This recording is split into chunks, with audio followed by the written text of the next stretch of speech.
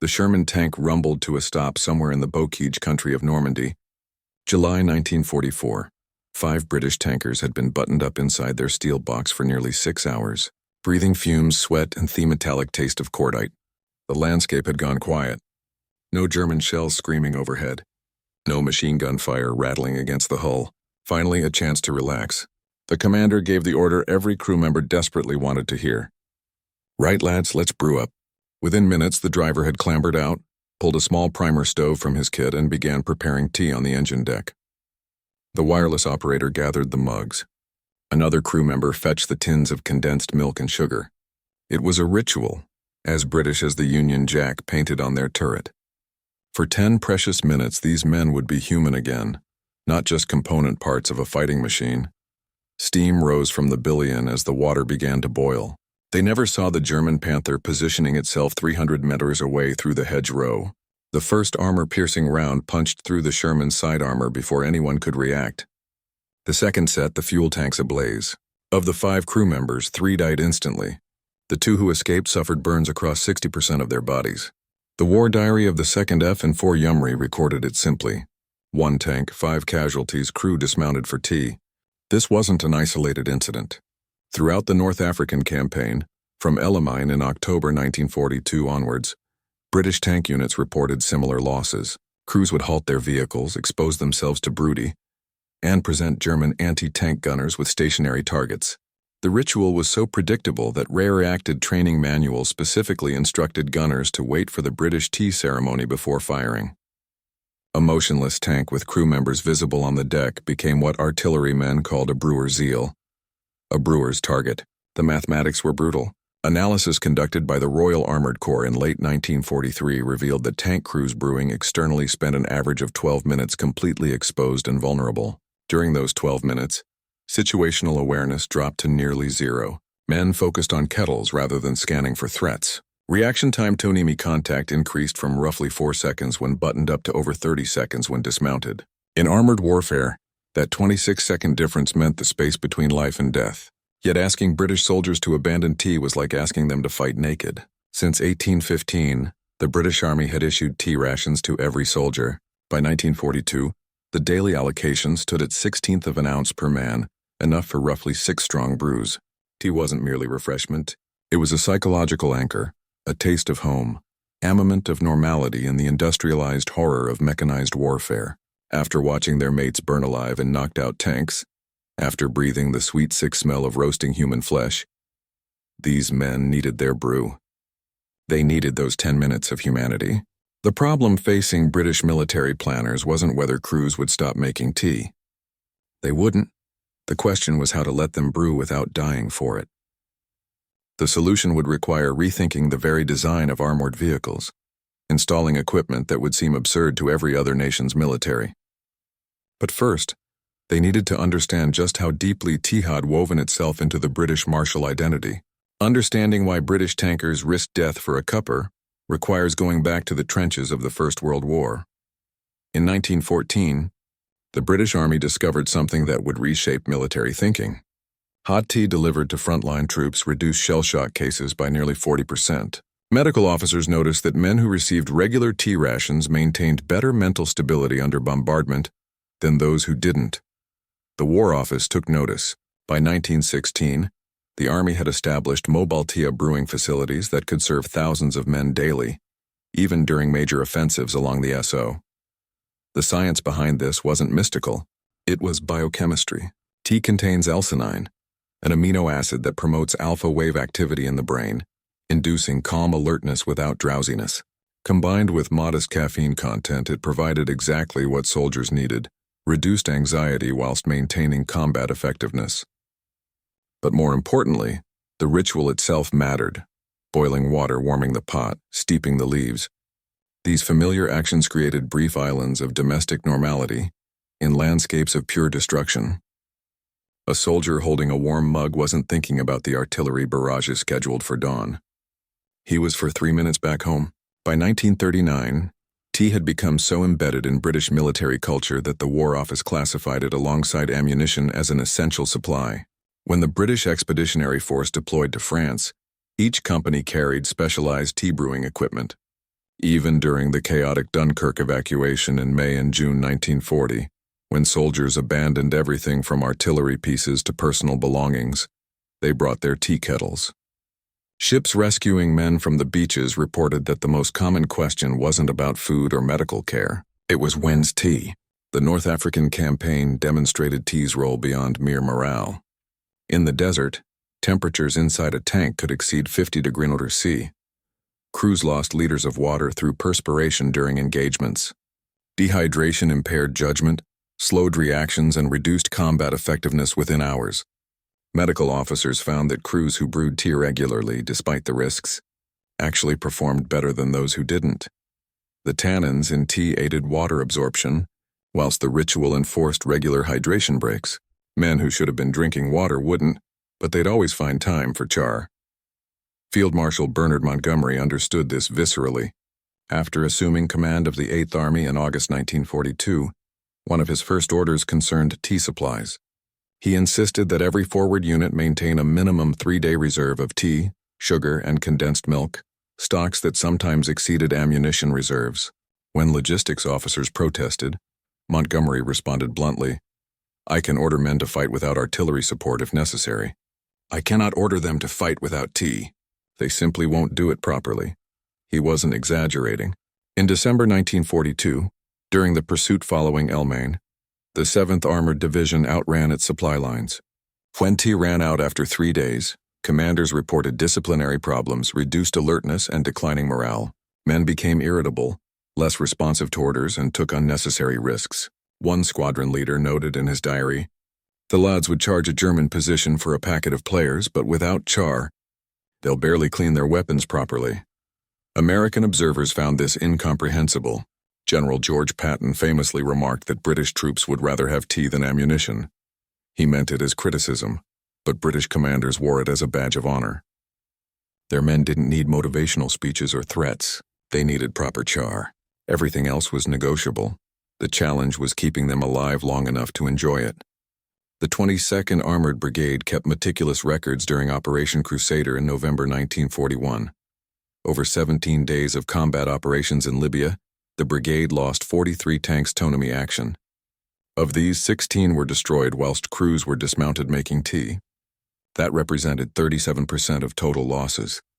Not from superior German tactics or better armor, but from kettles. The brigade commander, Brigadier Scott Cockburn, wrote in his after-action report, "We are literally brewing ourselves to death." The pattern repeated across every theater where British armored units fought. In Tunisia during March 1943, the 6th Armored Division documented 29 crew casualties directly attributed to brewing stops. The Churchill tanks would halt, crews would dismount, and German 88 Doman anti-tank guns would open fire. The heavy Churchills couldn't accelerate quickly enough even when buttoned up. Catching them stationary with crew exposed was target practice. One company lost 3 tanks in a single afternoon, all brewing up in the traditional sense before being brewed up in the tanker's grim euphemism for catastrophic fire. What made Thessalos's particularly gling was their preventability. Unlike casualties from combat maneuver or tactical necessity, these deaths served no military purpose whatsoever. A tank commander killed whilst reconnoitering enemy positions died doing his job. A driver killed whilst brewing tea died because he was thirsty. The Royal Armoured Corps calculated that if every related casualty had instead occurred during actual combat operations, British armoured effectiveness would have increased by roughly 12%, the equivalent of adding an entire additional armoured division to the order of battle. The Soviets receiving British tanks through Lend-Lease couldn't fathom the behavior. Russian crews would observe their British counterparts brewing rituals with bewilderment. Soviet tankers drank vodka cold, ate cold rations, and stayed buttoned up unless absolutely necessary. A Red Army liaison officer stationed with the British 1st Armoured Division in 1943 reported back to Moscow. "The English possess adequate tanks and brave soldiers, but they insist on stopping to boil water in the middle of battles. This is either genius or madness. I cannot determine which." German intelligence officers certainly thought it genius for them. Captured documents from the 21st Panzer Division included standing orders to target British tanks that had been stationary for more than 5 minutes, as they were almost certainly brewing. Luftwaffe pilots received similar instructions. Look for small fires or steam near British positions indicating tea preparation. One German tankasi, Otto Carrerius, described in his memoirs how his crew would deliberately wait for British tankers to dismount before engaging. Why shoot at a moving alert target when patience would give you a stationary one with the crew standing about like picnickers? The statistics grew worse in Italy. The mountainous terrain meant fewer places to hull down safely, and German positions on high ground provided excellent observation. Between September 1943 and May 1944, British tank losses in Italy included at least 74 vehicles caught during brewing stops. The Canadian 5th Armored Division, fighting alongside British units, adopted the same tea-drinking habits and suffered proportionate casualties. Their war diary for April 1944 includes this stark entry. Major Wilson killed along with his crew by mortar fire whilst preparing afternoon tea. The teapot survived intact. That last detail, the teapot surviving, captured the absurdity perfectly. Hardened steel and brave men reduced to scorched wreckage. But the enamel teapot sat undamaged in the dirt, still half full. Something had to change. The solution emerged not from generals or engineers, but from a 28-year-old electrical fitter named Peter Garrick, who'd served as a tank wireless operator in North Africa. Invalid home in early 1943 after his Grant tank took a direct hit near Tobruk, Garrick spent his recovery sketching designs in a Southampton hospital bed. His left hand was wrapped in bandages from burns he'd sustained. Ironically, not from enemy fire, but from scalding tea when his crew's Primus stove tipped during a hasty departure. The idea that kept him awake wasn't revenge against the Germans, but rather a simple question. Why couldn't tanks heat water the same way they heated themselves? Every tank possessed an electrical system that could generate significant power. The wireless sets alone required robust electrical supplies. More importantly, tanks had coolant systems, radiators filled with water that needed heating in cold weather and cooling in hot climates. Garlick's insight was brutally simple. Tap into the existing electrical system to heat a small water reservoir. No flames, no exposed crew, no dismounting, just a switch.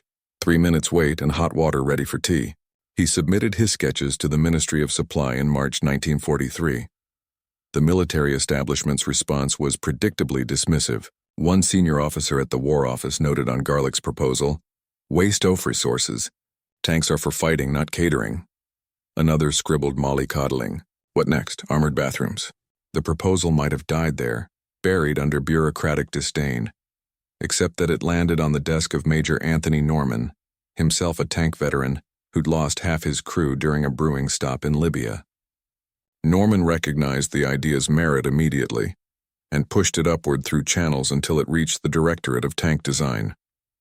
By August 1943, a prototype existed, a cylindrical stainless steel vessel roughly the size of a large thermos, flask with an immersion heater element rated at 1000 W, the initial. Design could boil 1 pint of water in approximately 2 minutes using power from the tank's 24-volt electrical system. Engineers at the fighting vehicle proving establishment in Chobham mounted the prototype in a Churchill tank and conducted trials. The first test failed spectacularly. The vessel ruptured under pressure, spraying boiling water across the turret interior and scalding 2 test crew members. Back to the drawing board. The engineering challenges proved substantial. The vessel needed to withstand the vibrations and shocks of combat without leaking or breaking. It required insulation to prevent burns whilst remaining compact enough to fit into already cramped tank interiors. The electrical system had to be fail-off. A short circuit in combat could disable the entire tank. Most critically, the heating element needed to operate reliably in temperatures ranging from -20 degrees in Russian winters to +50 in desert summers. Every component required testing, refinement, and retesting.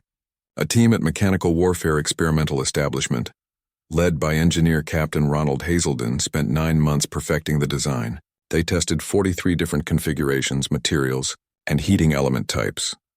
The breakthrough came in April 1944 with a double-walled design featuring a vacuum layer for insulation, similar to a thermos flask but robust enough for military use. The heating element was encased in a copper sheath, preventing direct contact with water and reducing electrical hazard. A pressure relief valve prevented ruptures. The final design could boil a quart of water, enough for 6 mugs of tea in precisely minutes and 40 seconds. The unit weighed just over 3 lb empty and could be mounted almost anywhere with access to the electrical system. Installation required cutting a single hole for wiring and 2 mounting brackets. Most importantly, it worked. Trials in May 1944 demonstrated 97% reliability across 200 heating cycles. The boiling vessel was ready for war. The boiling vessel, officially designated the BV Electric Water Heating Unit, MKI, was installed in its first operational tanks in June 1944, just days after D-Day. The unit typically mounted on the turret interior wall, positioned where the loader or wireless operator could reach it without interfering with their primary duties. A simple toggle switch wired directly to the tank's main electrical bus-controlled operation. Flip it up, wait for the indicator light, and within minutes you had water hot enough to brew proper tea. The interior mechanism was elegantly straightforward. The heating element, a tightly coiled nichrome wire similar to those found in domestic electric kettles, sat encased in a copper tube at the vessel's base. When current flowed through the nichrome wire, electrical resistance generated heat. The copper casing distributed this heat evenly, whilst protecting the wire from direct water contact. The double-walled construction created a vacuum layer that served dual purposes. It insulated the outer surface to prevent crew burns, and it retained heat, keeping water hot for up to 30 minutes after the element switched off. Capacity was precisely engineered for crew requirements. The standard BV held 1 imperial quart, 40 flue ounces, enough to fill 6 standard army-issued tin mugs with water to spare for rinsing. The vessel's cylindrical shape, roughly 9 in tall and 4 in diameter, maximized volume whilst fitting into tight spaces. A screw-top lid with an integrated handle allowed safe pouring even during vehicle movement. The lid incorporated a pressure release valve, calibrated tow vent at 15 per square in, preventing dangerous steam buildup if someone forgot to switch off the element. Operating the system became second nature for trained crews. The wireless operator, typically responsible for the BV, would fill it from the tank's water jerkins during lulls in combat or while stationary. Cold water in, lid secured, switch activated. The indicator light glowed red during heating. When water reached boiling point, a simple biometallic thermostat cut power automatically and the light switched to green. The entire process consumed roughly 0.3 quad-hours. Negligible drain on the tank's batteries, which were continuously recharged by the engine's generator during operation. The thermostat proved crucial for safety and efficiency. Without it, crews might boil water dry, damaging the element or creating a fire hazard. The biometallic strip, 2 bonded metals with different expansion rates, bent as temperature increased. At 98 degrees C, the strip's curvature broke the electrical circuit, stopping current flow. As water cooled, the strip straightened, but the switch remained open until manually reset. This prevented the element from cycling on and off wastefully. Maintenance requirements were minimal but essential. Weekly inspections checked for limescale buildup, particularly problematic when using hard water from wells or streams. Crews learned to descale their BVs using vinegar requisitioned from field kitchens. A half-cup solution heated, then left to sit for 20 minutes. Dissolved mineral deposits effectively. The copper heating element required visual inspection for corrosion or damage. Electrical connections needed periodic tightening as vibration from driving and firing could loosen terminals over time. The system's reliability astonished even skeptical crews. Unlike Prima stoves that required priming, pumping, and could blow out in wind, the BV simply worked. No fuel to carry, no flames to extinguish hastily when enemy contact occurred, no telltale smoke to give away positions. One Sherman commander from the Sherwood Rangers Yeomanry wrote in July 1944, "We've brewed up 40 times this week. Tea that is not the other kind. Not once did we expose ourselves outside the tank. Jerry doesn't know when we're vulnerable anymore, because we're never vulnerable." That last point mattered more than anyone initially realized. The tactical implications extended far beyond simple crew comfort. The Royal Armoured Corps began tracking casualty data specifically related to the boiling vessel in August 1944, 2 months after initial deployment. The methodology was straightforward. Compare loss rates between BV-equipped units and those still using traditional brewing methods. 3 armored regiments in Normandy participated: the 23rd Hussars, the 34th County of London Yeomanry, and the East Riding Yeomanry. Over 6 weeks of continuous operations, these units recorded every instance where crews would have traditionally dismounted to brayer, noting whether enemy contact occurred during these periods. The results were stark. BV-equipped tanks showed a 42% reduction in casualties during rest periods compared to the same unit's performance before installation. More tellingly, incidents of tanks being caught stationary and vulnerable dropped by 67%. The 23rd Hussars, which had lost 9 tanks to ambush during brewing stops between June and July, lost 0 tanks during equivalent situations in August and September, after BV installation. Not merely fewer, none at all, the commanding officer noted. We still drink exactly as much tea. We simply don't die for it anymore. By October 1944, as British forces pushed into the Netherlands, sufficient data existed for comprehensive analysis. The Directorate of Armored Fighting Vehicles compiled reports from 17 regiments across 3 divisions. Before BV installation, these units averaged 3.7 casualties per week, attributable to exposed brewing activities. After installation, that figure dropped to 0.44 casualties per week, an 89% reduction. Extrapolated across the entire British armored force in Northwest Europe, the BV potentially prevented approximately 280 casualties monthly. The survival mathematics extended beyond direct enemy action.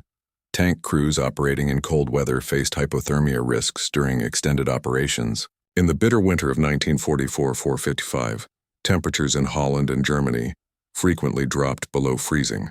Before the BV, crews chose between dismounting to make warming tea, exposing themselves to both enemy fire and cold, or remaining buttoned up without hot drinks, risking hypothermia during long static periods.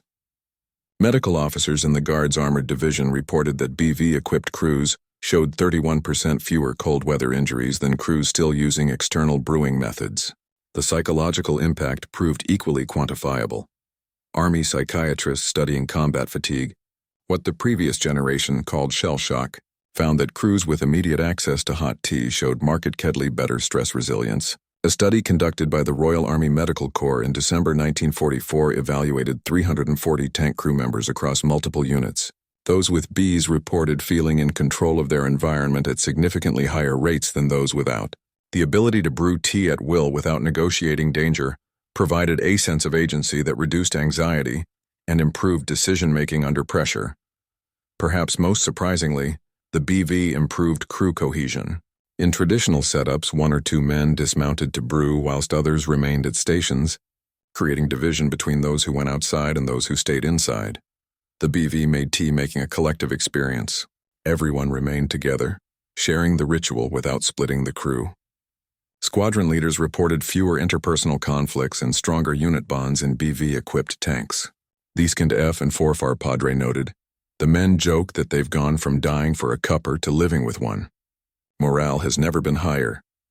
By January 1945, the evidence was overwhelming enough that the War Office mandated BV installation in all British armored vehicles as soon as manufacturing allowed.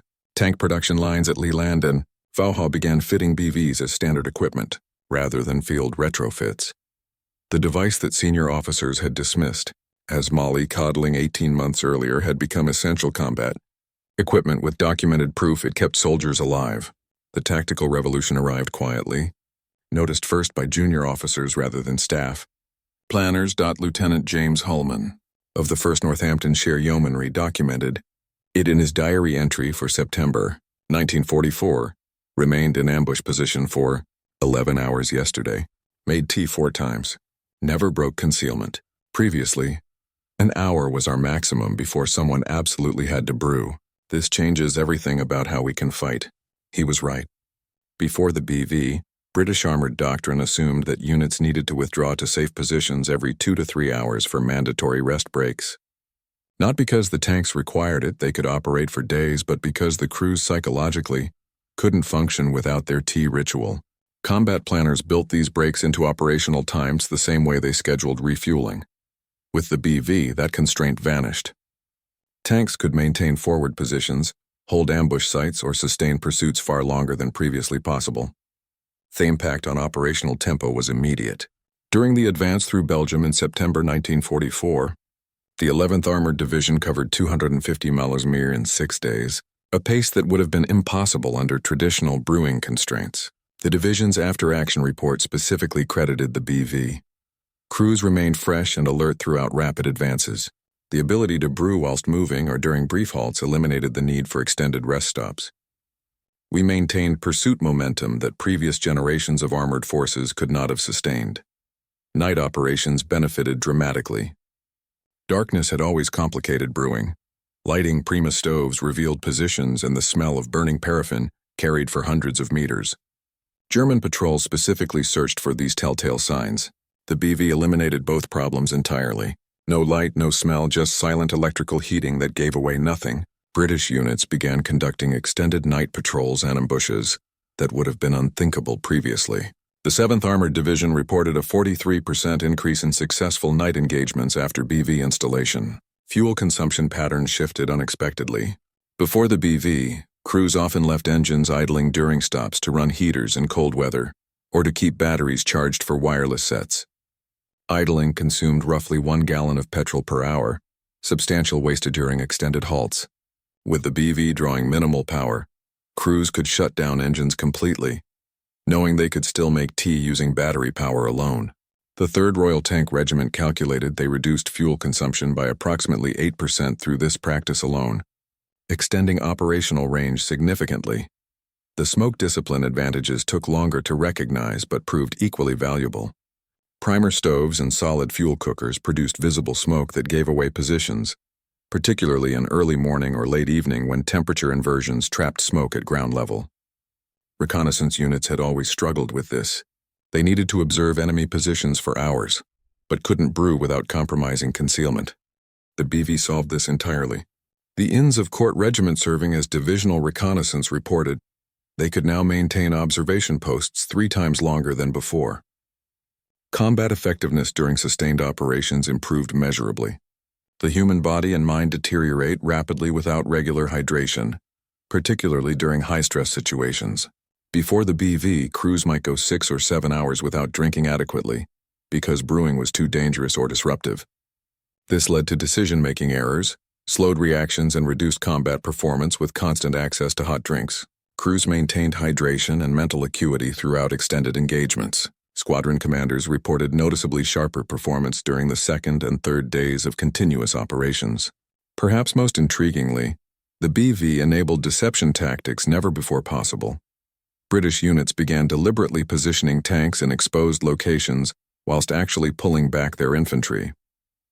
German observers accustomed to attacking tanks whose crews were dismounted, Fortea would engage what they thought were vulnerable targets, only to find the tanks were fully crewed.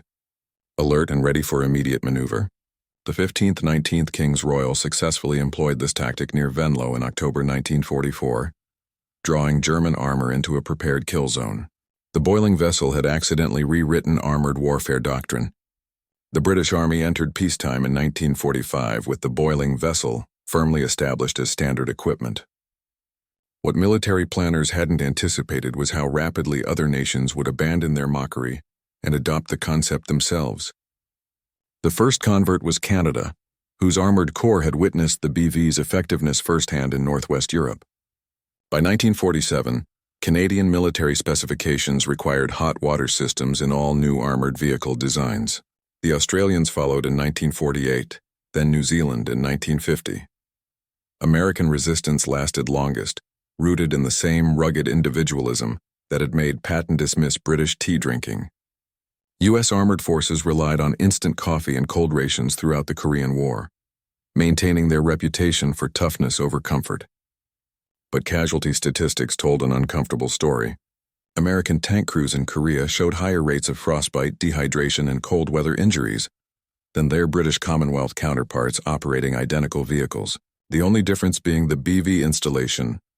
In 1954, the U.S. Army quietly began installing crew comfort heating systems in M48 pattern tanks.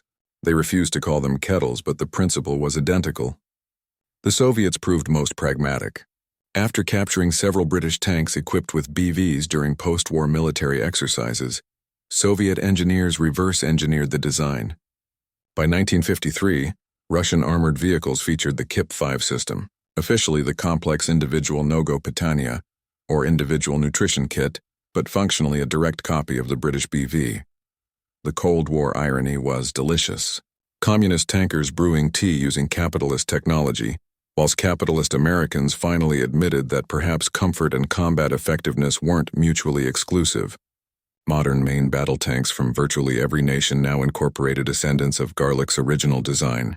The British Challenger 2, introduced in 1998, features an advanced BV capable of boiling water in under 90 seconds and maintaining temperature for over an hour. American M1 Abrams tanks, despite their crew's coffee preference, include similar systems. German Leopard 2s, French L-Clerks, Israeli Meravus all feature integrated water heating. The principle has become so fundamental that NATO standardization agreements specify minimum requirements for crew heating and water systems in armored vehicles.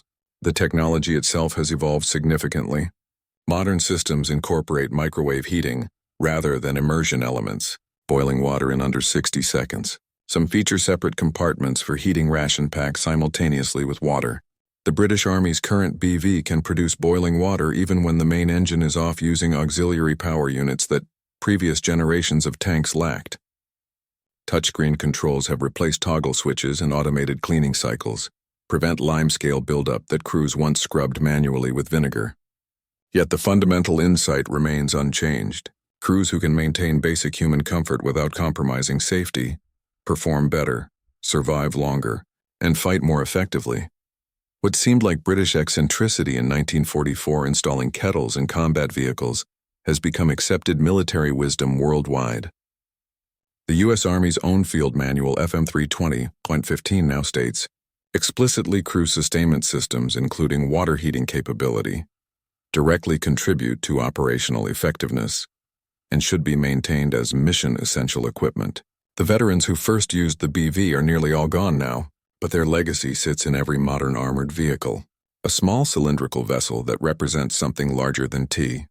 It represents the recognition that soldiers are humans first, fighting machines second, that keeping them alive, comfortable, and psychologically stable isn't mollycoddling. It's operational necessity. Peter Garrick, the wireless operator who sketched designs in a Southampton hospital bed, died in 1989.